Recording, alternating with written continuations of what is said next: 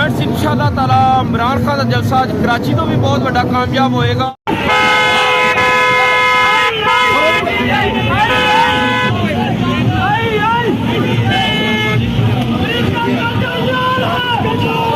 कुछ कमेंट साहब फ्रेंड्स इंशाअल्लाह ताला इमरान खान का जलसा अज कराची तो भी बहुत बड़ा कामयाब होएगा और असी नजरियाती पीढ़ी आई हाँ और अल्लाह के फजलो करम नाल खान ही जीतेगा आइंदा इलेक्शन।